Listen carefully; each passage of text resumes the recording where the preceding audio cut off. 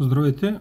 Показвам как правилно да си настроите GPS-а, за да не се случва да прехвърли отзад на опашката, както се стоите. За целта дърпате, сваляте екрана отгоре. Секунда само. Сваляте го. Опа. Намирате иконата на GPS-а, натискате и задържате около 2 секунди.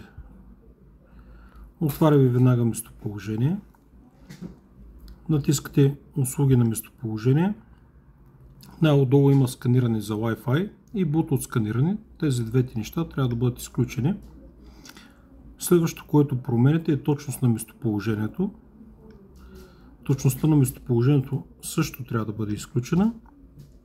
От тук излизаме, отиваме в Google карти.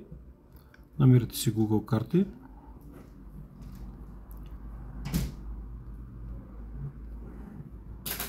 Натискаме, ето карти. Отваряме програмата и натискаме долу в дясно. Виждате къде е синьото бутонче. Натискаме го. Веднага ви пита, искате ли да подобрим местоположението, да спечелите, не знам си какво точността. Обаче тук отговора е не, благодаря. Натискате го.